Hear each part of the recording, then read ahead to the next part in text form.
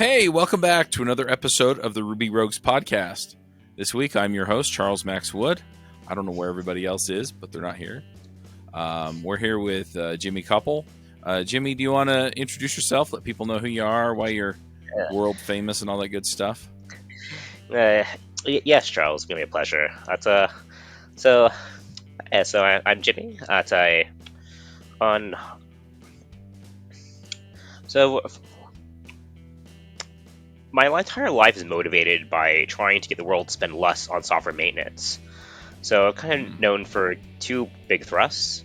I have a PhD from MIT in programming languages, specifically in the field of what I call meta programming, which is it's kind of a pretentious name, but it's a lot cooler than software language engineering, which is another name for the same thing. Which is so metaprogramming, as Ruby should be well aware, is about programs that generate code, edit programs, and broadly speaking, it's programming tools. And I noticed, and there are a lot of really awesome tools that people in academia have developed that you can't really use, even though they're so cool and they have studies showing it makes you so much faster. And I think it's because they've been really hard to build, and you build it with a lot of work, and you get it for some special use case. So my PhD largely focused on, programs that generate pieces of tools. So hence metaprogramming. I'm also the founder of Mirdin. Mirdin is the code quality company. We take good software engineers and turn them into great software engineers. So our main thing is the web course, the advanced software design course, where we teach software engineers a lot of really advanced techniques that most are very broadly applicable to all kinds of languages, but most people have no familiarity with. And teach people how to make code which is easy to modify and hard to make mistakes in. So I've gotten a lot of rave reviews from that, people saying that it's made programming more enjoyable because they feel like they're kind of on top of the world and see what's going on. I'm trained about 300 people so far. Now, as far as a world famous, I know you kind of jest with that, but I actually do have a little bit of a world claim to fame that's outside of programming, which is about 3 years ago now. And so 3 years ago, we were in the midst of the 2020 elections, and you might have heard about some drama around a couple of voting apps. So first, there was Shadow, used to run the Iowa caucuses, and it made the results a week late come out. And then after that, there was Votes, which is an actual mobile voting app, being supposedly blockchain-based. I've used Votes. Really? Okay. Yeah. Well, Votes was not used in the federal election in 2020. It was not used in the state of West Virginia because of myself and my co-author, Mike Spector, where we found numerous security vulnerabilities in it, and got them published in the New York Times and a bunch of other places around the world. That's actually how I got my Chinese name. My Chinese name is based on the characters that a Taiwanese newspaper used for me when reporting the story. So that is my world claim to fame. That's cool. Yeah, I've used Votes. I'm a delegate here in Utah. And so we've used it for some party business and stuff like that to vote in leadership and stuff like that. So anyway, very interesting. So, yeah, well, we brought you on. I think you, I don't know if we reached out to you about this or if you proposed it, but Linguistic Antipatterns. And I find the idea really fascinating. Do you want to kind of start us off just talking about what, how you define it and how to identify them and maybe the problems they cause? Sure. So linguistic antipattern. Well, if you want to be kind of crude, you can say it's a fancy word for bad naming, but specifically it's specific ways of bad naming, and that's you can train yourself to identify and avoid, and then predict the consequences. So we have numerous examples of these, some which have been very bad. So there are some basic things such as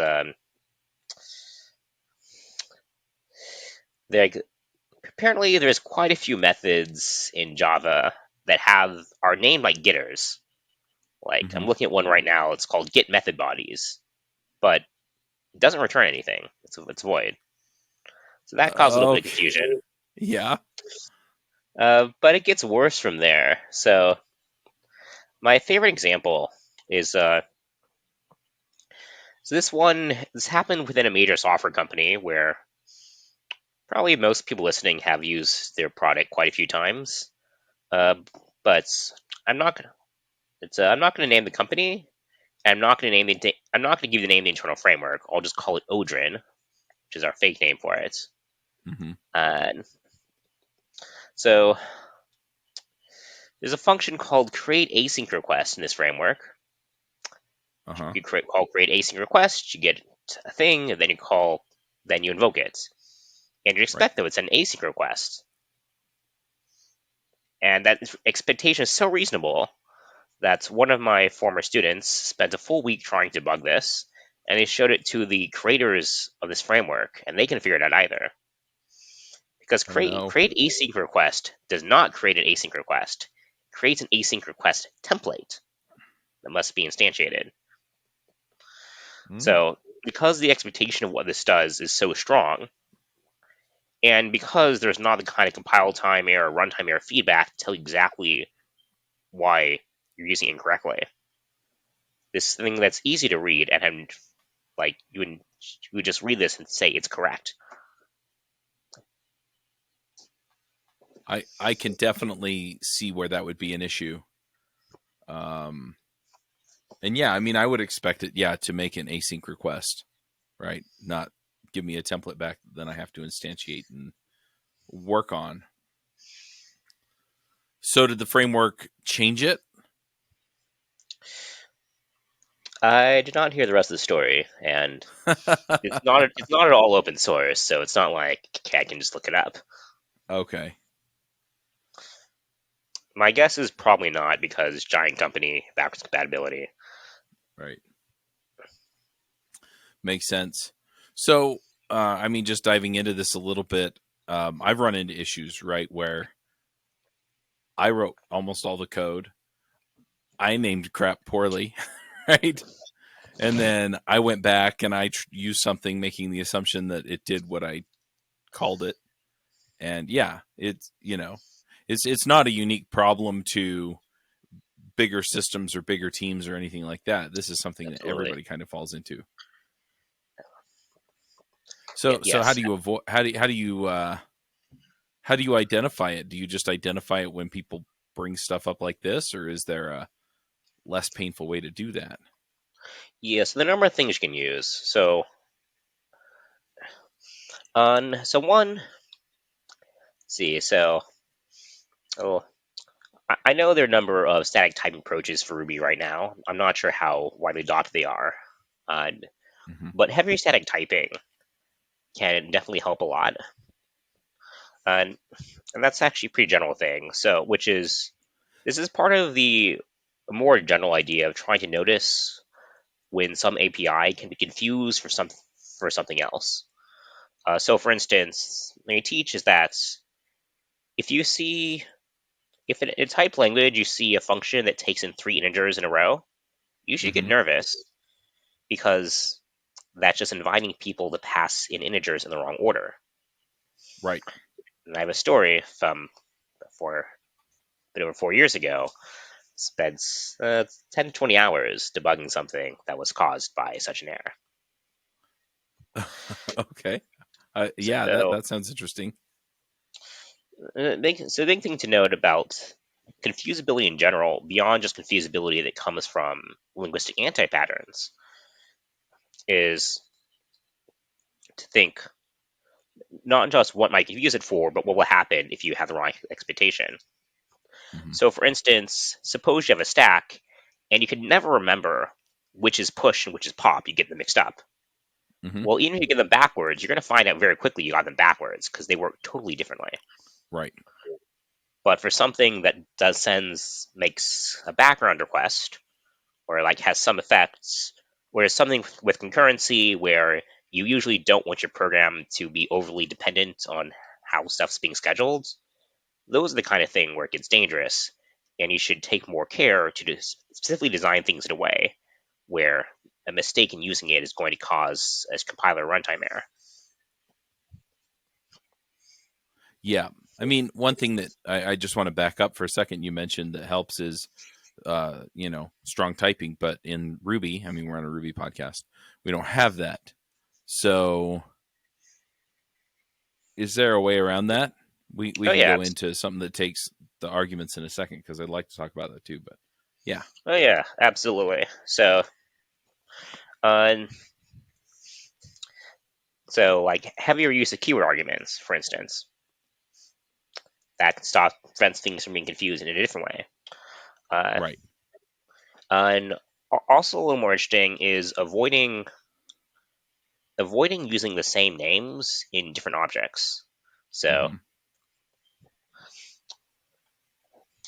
What do you mean by that? Using the same name in different so objects? uh, this is not this big example, but the first one comes to mind.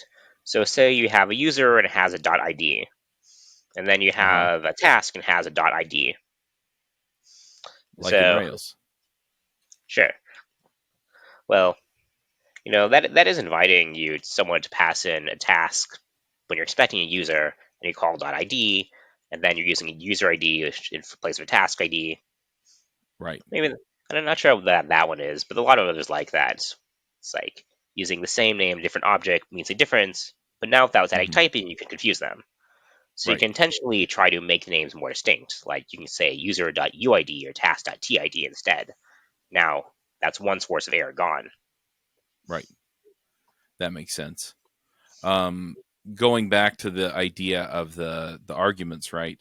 And since Ruby doesn't have the strong typing, I mean, you can pass basically anything into any argument, and as long as it matches um, the call signature, right? It has 2 arguments, or 3 Mhm, arguments, or 10 arguments.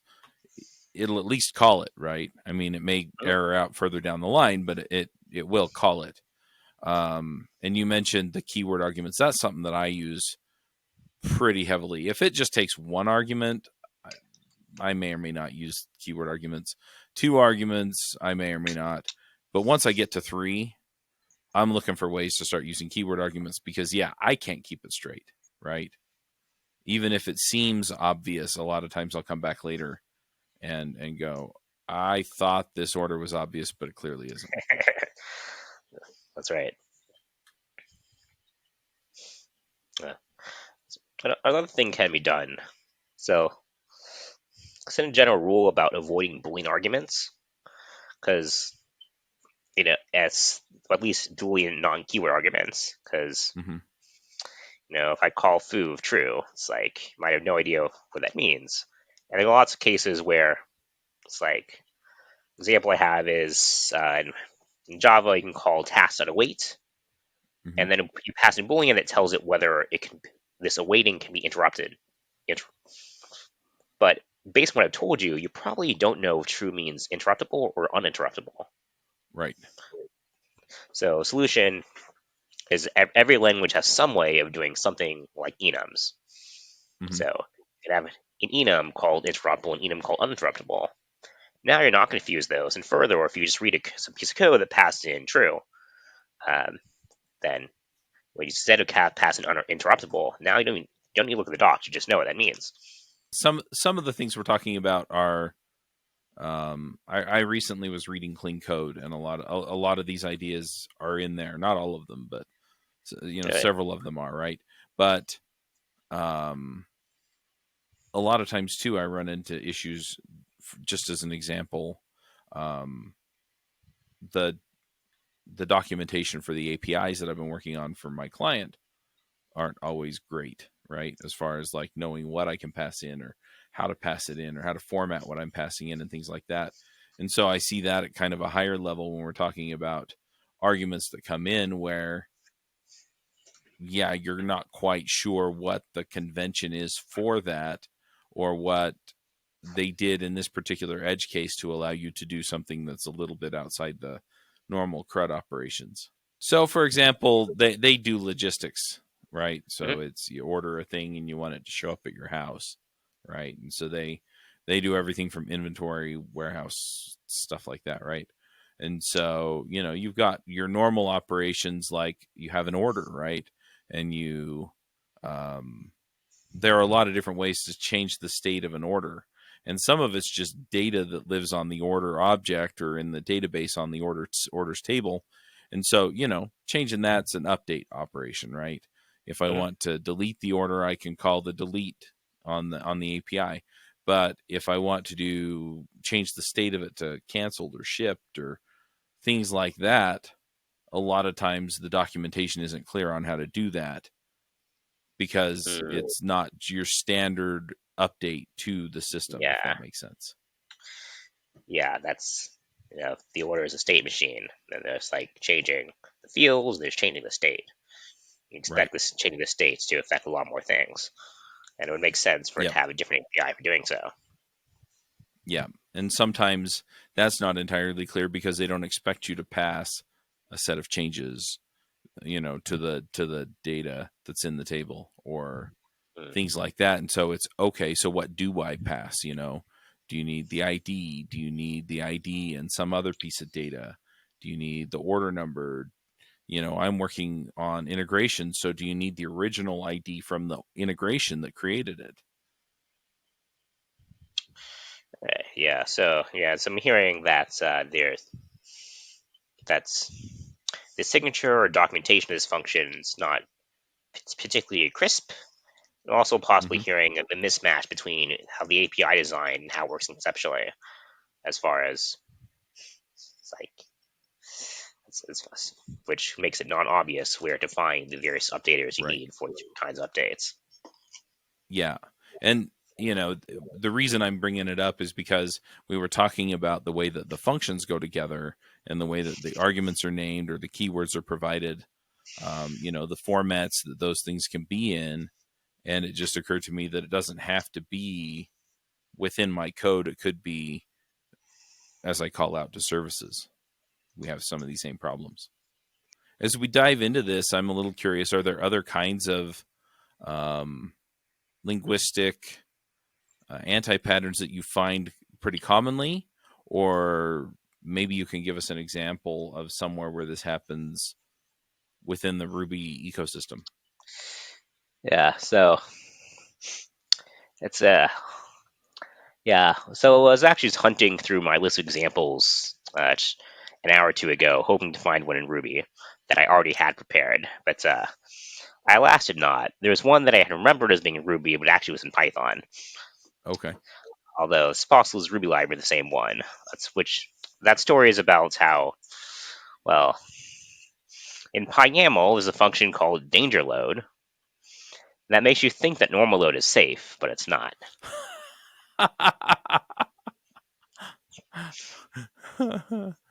So what's the difference?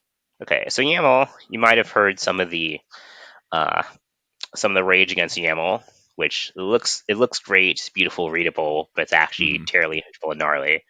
There's an amazing and hilarious website called noyaml.com that features some of these. But I don't think that even talks about these security vulnerabilities, which is so perhaps I think it's like a full decade ago now, the infamous Ruby YAML parsing bug, where you can have a YAML file, so you call like YAML.load. Uh-huh. It is going to construct a Ruby object.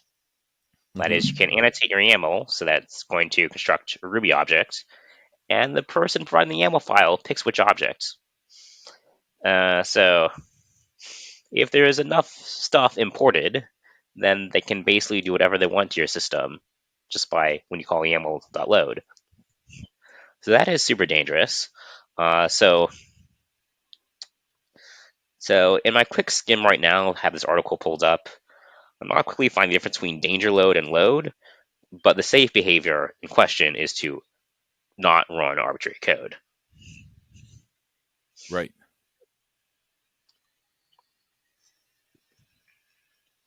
So the safe version being, yeah, don't run arbitrary code. Does that how is that not safe then? I mean, what other? That is a safe version. The thing is Okay, that uh, that's not what it does. YAML.load does not do that. I gotcha.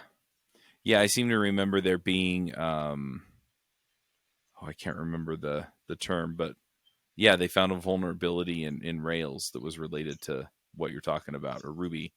It was related to that YAML. Uh, there was some kind of remote code execution that people could run on your Ruby apps or Rails apps.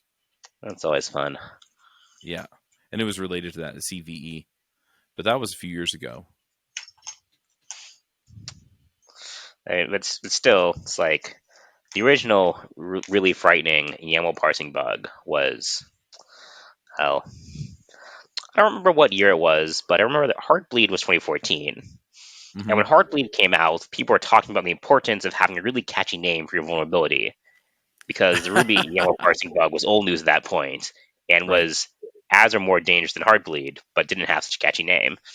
So putting it like at least a decade old, and I guess we're still getting YAML vulnerabilities, so the root cause was not fixed.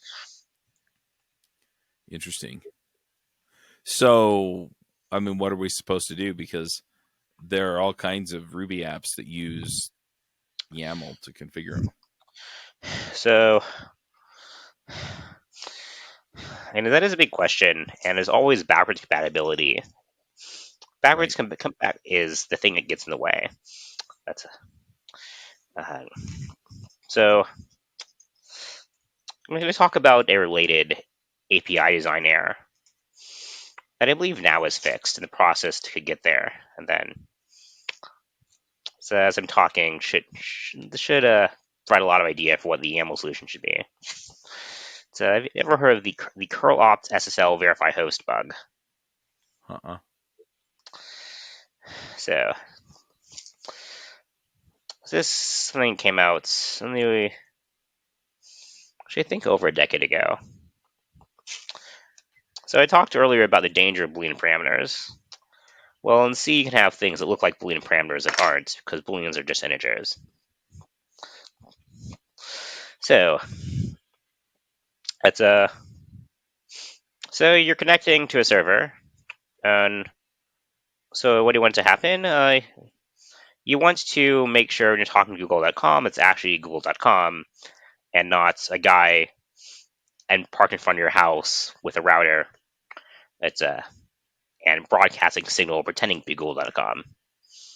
Which, Mm-hmm. but by the way, the former head of site integrity at Facebook got hacked by his own employees by doing exactly that. No way. Yeah. Well, he asked me when I heard the story a dozen years ago. I was asked not for the full details, but a lot of the details are published in TechCrunch. But it's been long enough. I think I can say, and the employees who did it, they left their car outside his house for months with a boat battery powering their machine, and then they rollerbladed to work. That's a uh, so anyway, so that's an example of a man in the middle attack. They can be scary. So that's why meta certificates and HTTPS and TLS SSL. It's like the server has a private key, and so that's which is signed by some certificate authority, and like only the guy with the private key can give evidence that he's actually in that website. Uh-huh. So when you're using curl as a library, you have some app that's doing an SSL connection. You want to check those certificates, and so you should go ahead and pass. You see this curl opt SSL verify host flag, and yes, you Uh-huh. want to verify the host. You want to check certificates, see that it's true. Right.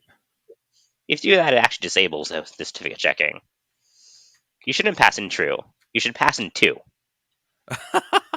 Oh, So there's a great paper from like 10 or 15 years ago called "The Most Dangerous Code in the World," which uh-huh. they went through a bunch of applications. Yeah, I found it. That's 2012.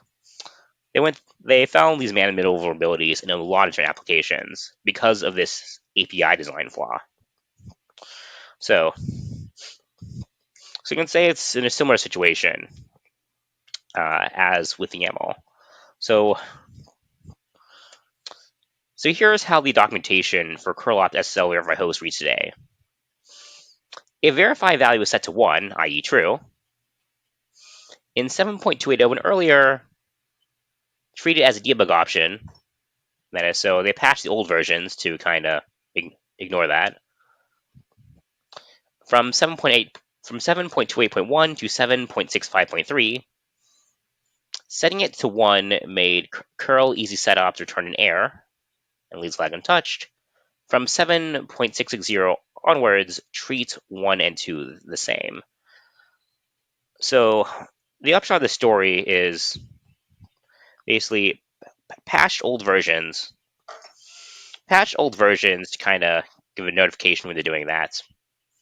Have a long period of giving an error in doing that, and then a longer period of kind of deprecating it. So it'd probably be a similar story of like you release patches through all the old versions saying like no no loading objects to execute arbitrary code unless you specifically Mhm. call a special method called like danger load. And then and actually I think that kind of be in this story. And like perhaps you eventually remove that feature altogether. Whatever it is. The big things like I'm sure there are lots of uses for people loading arbitrary Ruby objects and coding YAML using this feature, Mhm. but you should never have it happen unless you really want it to. Makes sense. Now you sent over a couple of case studies. Do these tie into this idea too, where we're talking about like the bundler case study or the Rubocop case study? Um, yeah, but broadly. So, as this, as this story on these case studies is that, let's see, one of my early students, a guy named Gabriel, and he really wanted to take my course, but he was in Brazil, and Uh huh. and well, Brazil's not doing well economically for a long time. And back Right. then, the real had just fallen a lot versus the dollar. I Hmm. said, it's like I think you're really a bright guy, and how about I'll give you a huge discount on the course, but then you write 2 case studies, and he did, and so that's where these 2 Ruby case studies I have came out. So, Okay. these are about either messy code or code flaws in 2 popular Ruby programs, in Rubocop and in Bundler. And the Bundler one is interesting in that this is kind of a story about how a real security vulnerability happened, which is a handful of years ago. It's very easy to accidentally. It's very easy to accidentally. So, like, you have a bundler file, and you Hmm. say, "Here's my primary source. Download all the gems from here." But for this one gem, Right. download from place B. Right. But actually, it would give place B precedence over place A. And this makes you vulnerable to what's called a supply chain attack, where someone Right. uploads to place B a library that has the same name as the thing you actually wants, but it doesn't do what you like. Right. So, in other communities, there have been some very infamous cases of the of this kind of supply chain attack. So, trying to remember the name of the library, I believe this was in JavaScript in the Node world, where and so the attack was someone got administrative access. He took on this one project, small project from someone else, didn't want it to be anymore, made some good contributions. Hmm. Then once he had control, he changed one of the minified dependencies of that program. So, uh, in order to add some obfuscated code, which so we have the minified dependency in this library. It's being used in Electron, which is being used in some cryptocurrency wallet. It's Uh like huh. 3 layers of dependencies. And it would detect it was running in with that program, and the person had at least 100 Bitcoin, then it would drain their account. So that's the supply chain attack. But this error in bundler, which You can call it a bug. You can call it unexpected behavior. There's a saying: a program without a specification cannot be wrong. It can only be surprising. I think so. I think this was ill specified enough to just be surprising. But anyway, it's would make I don't know how much it's exploited, but it definitely made these kind of supply chain attacks quite easy. And from looking at the code, it turned out this actually was in almost certainly not what the creators intended the behavior to be.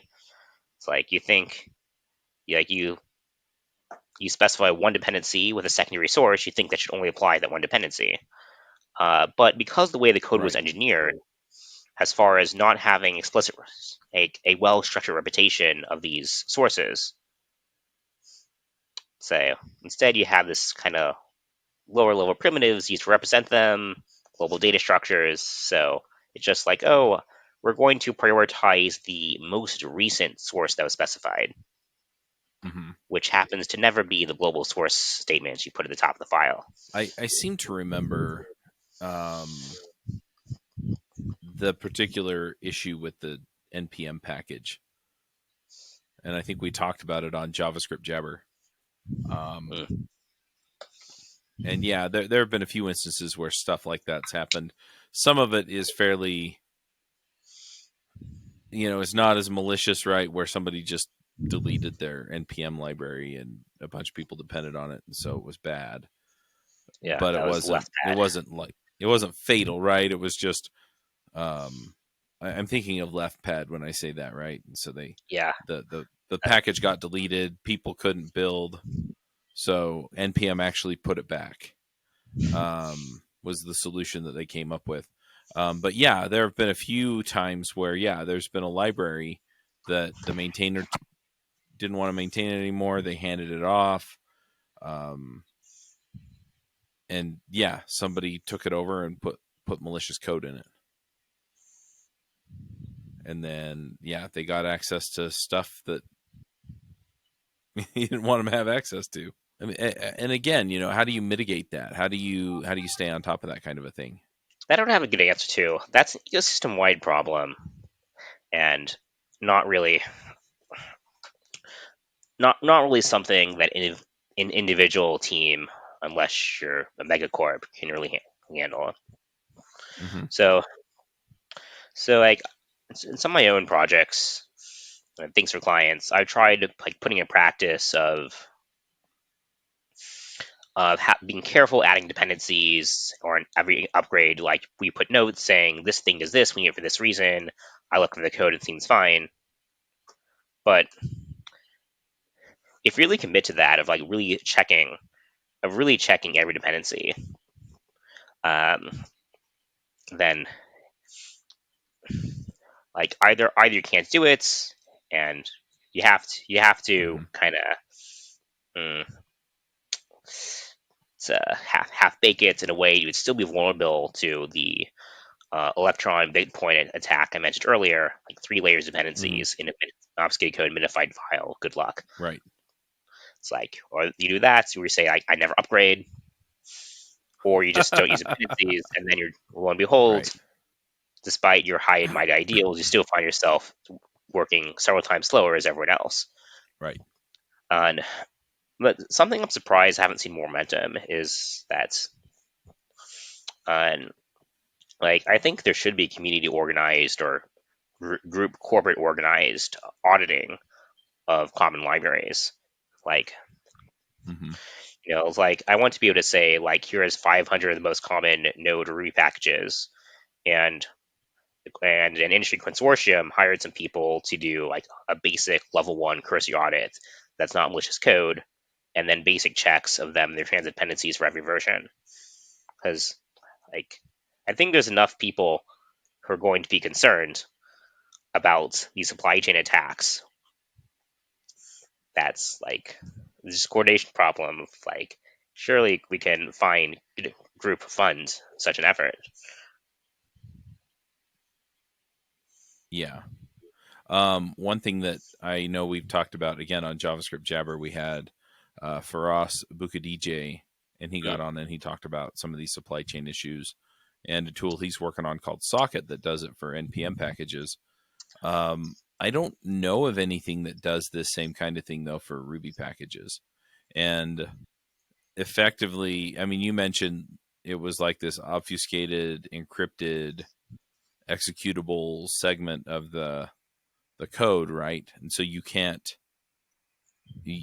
see into it, but it does stuff.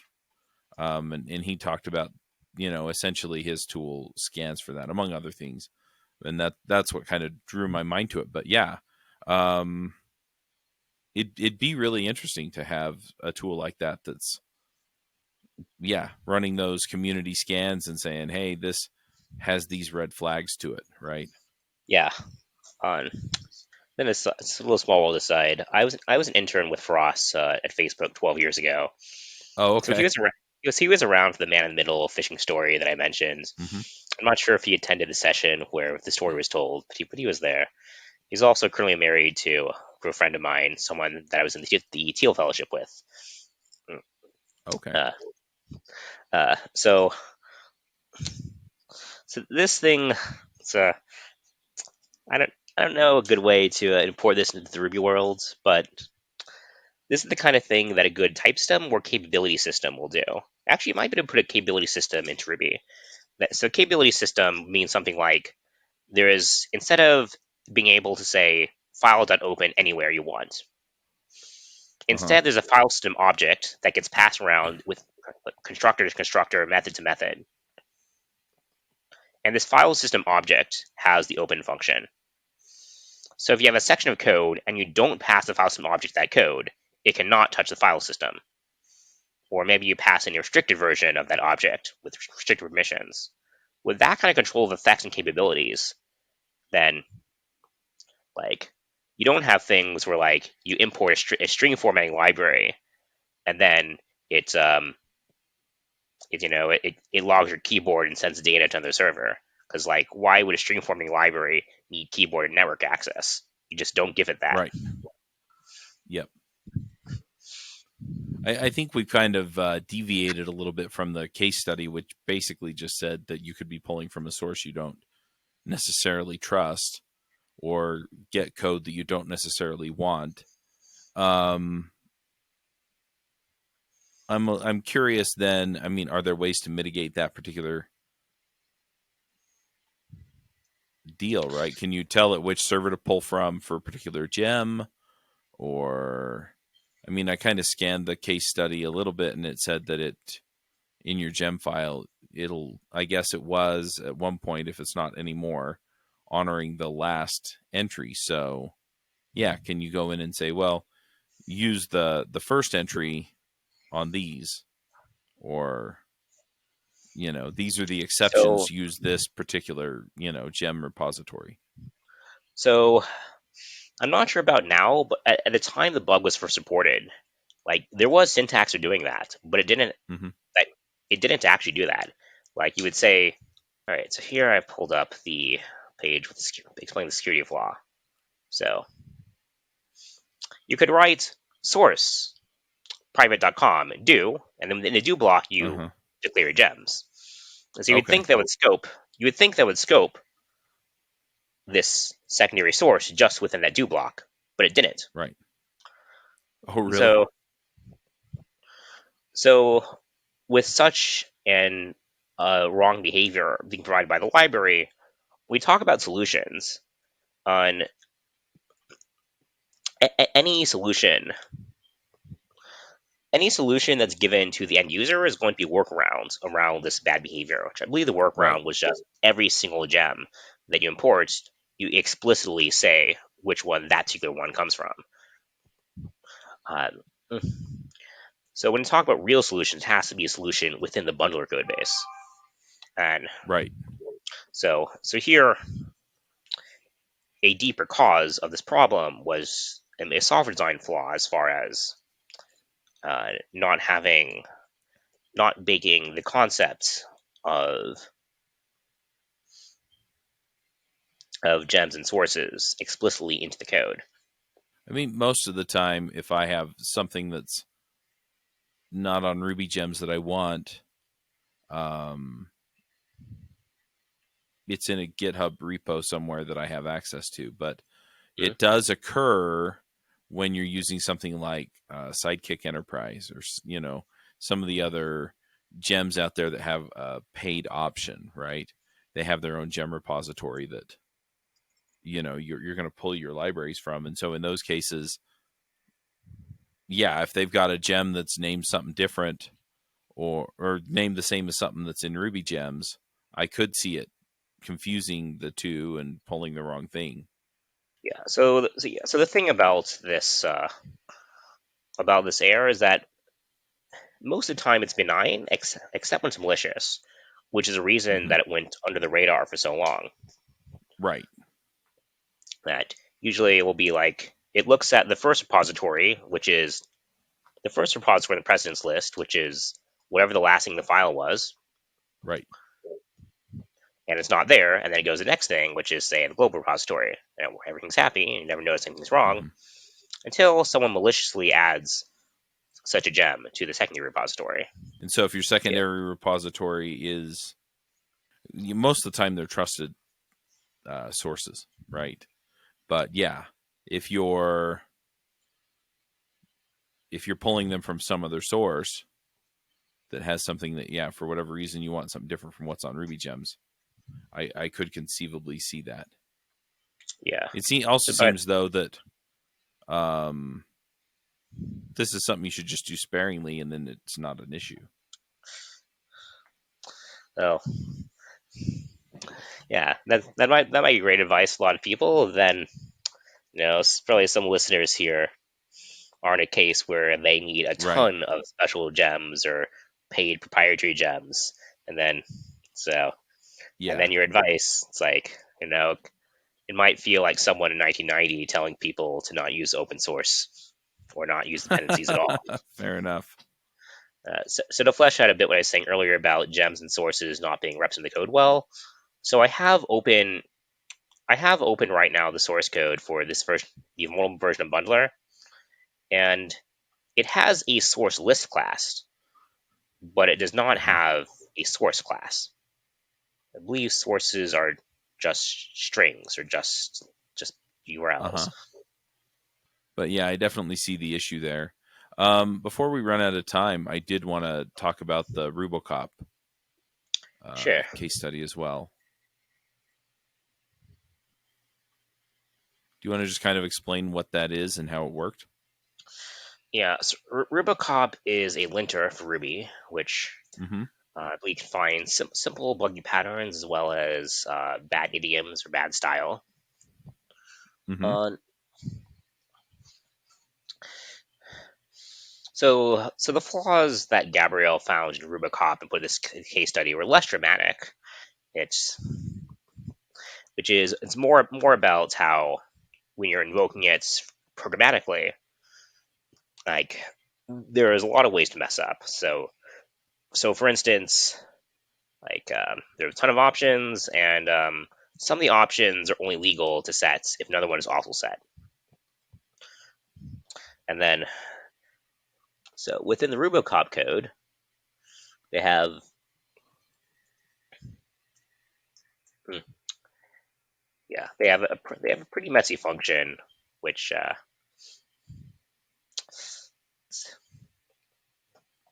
which tests whether there's legal combination arguments. So so Uh-huh. here the consequence is not major security vulnerability, supply chain attack possibility. It's just Right. uh, some messy code in Rubocop and some potential for bugs, but probably ones that will just give you an error and not make it to production on the user side. But Right. that's just because it doesn't stop your house from burning down doesn't mean that's having keeping a clean house is useless. Yep. So so here the problem is more of like the way that they take options, just a bunch of independent things of primitive types, as opposed to like creating a proper DSL or proper object hierarchy where It makes it easy to write down the options you want and hard for ops to write down invalid options. Okay.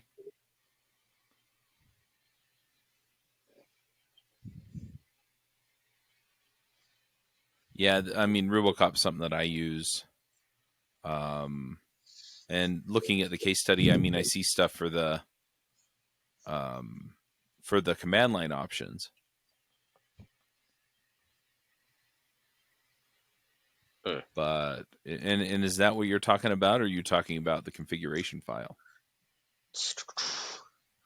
Yeah, actually, yeah, I think what I was saying refers to both the command line and programmatic options. Right. Yeah, I mean, one of the things I see is that yeah, there are a number of places it can pull the Ruby version from, which may make it hard for you to identify which Ruby version it's supposed to use. That's a problem that's generally true of a lot of Ruby systems. Is that you can Mm, have your Ruby version listed in your bundle file. You can have your Ruby version listed in a Ruby version file. You can have it listed in like a .rvmrc or a .ruby or what is it .ruby dash version or something like that. I can't remember, but there are a whole bunch of different places you can put it, and depending on the kind of they don't always follow necessarily the same order in looking them up.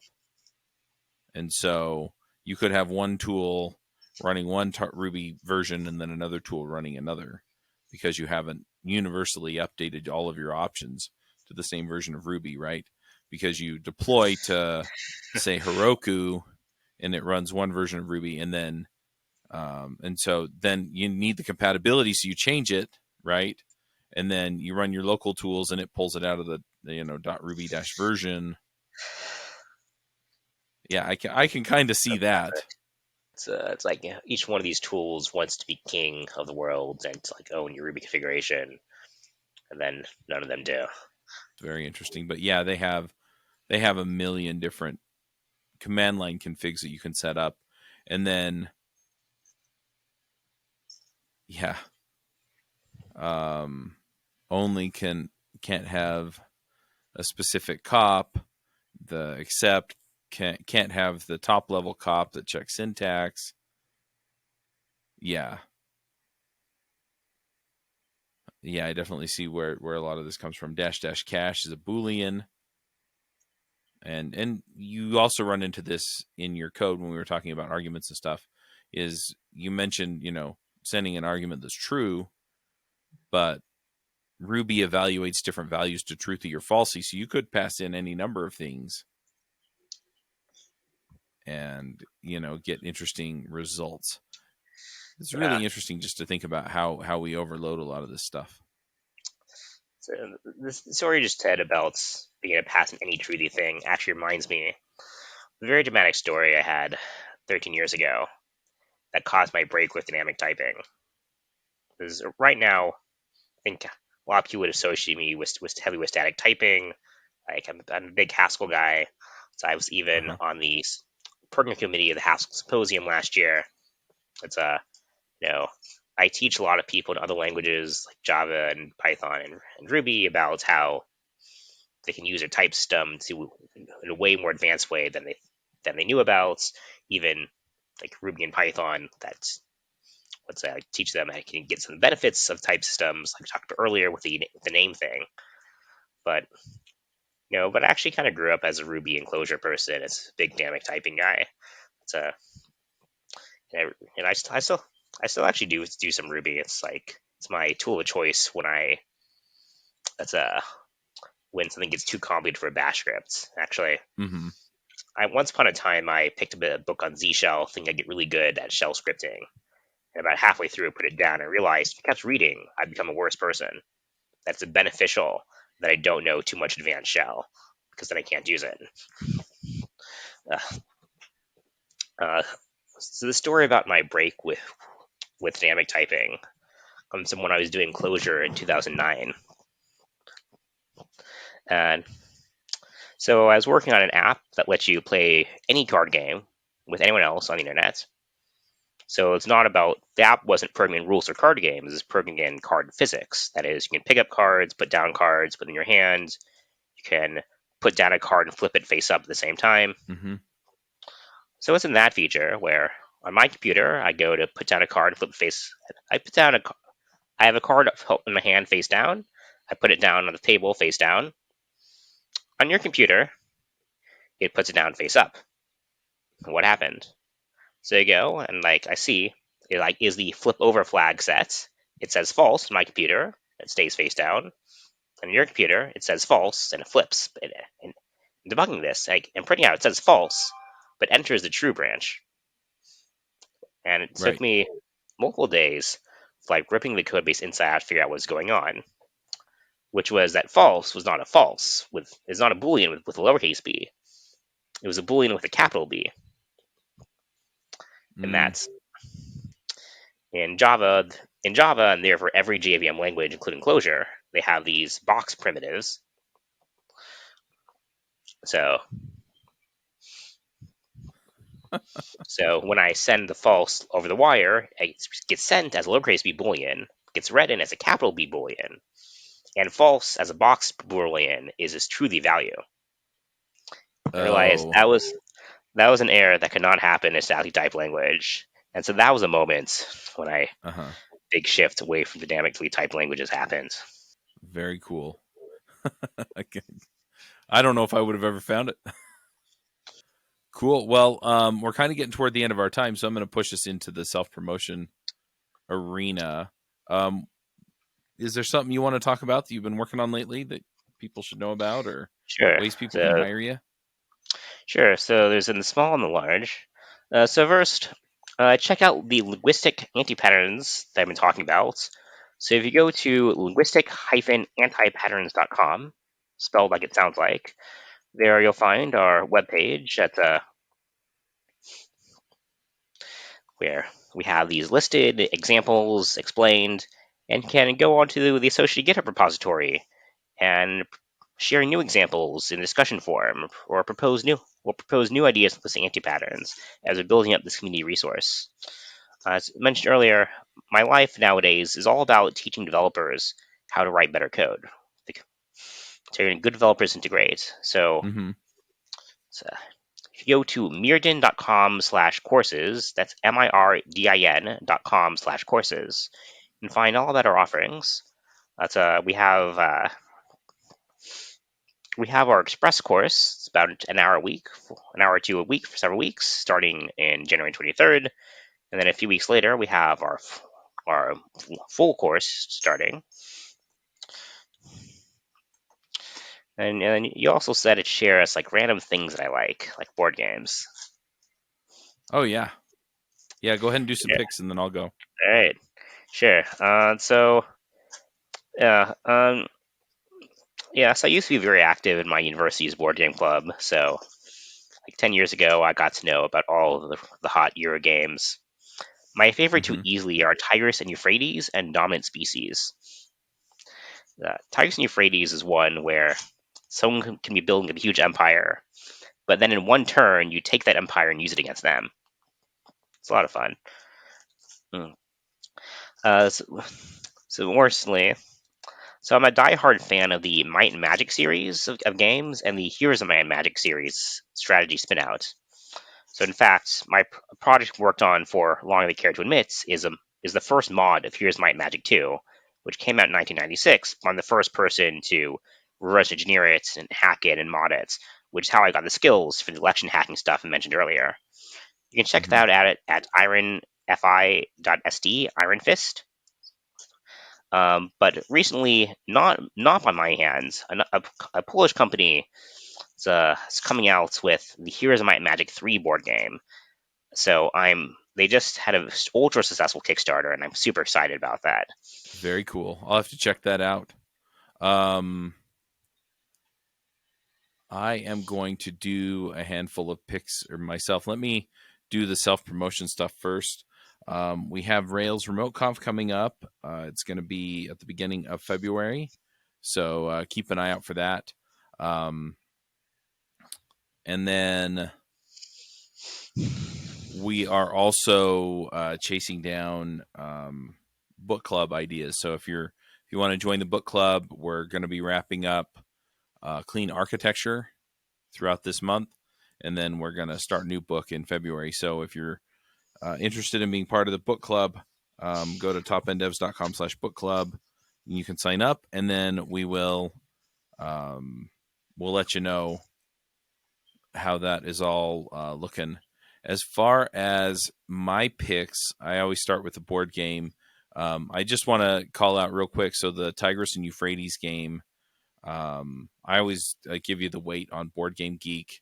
It's 2 to 4 players. It says it's a 90-minute playtime, and it's a 3.5 weight. So it's a somewhat complicated game, but I like those ones. So the game I'm going to pick is Forbidden Sky. And if you've played like Forbidden Island or Forbidden Desert, this is just another variation. It is 2 to 5 players. With 2 players, we got through it. My wife and I did pretty fast. Last night, we actually won it for the first time. We'd played it like 7 or 8 times. And what we did is we actually played with 4, quote, players, but she ran 2 of them and I ran 2 of them.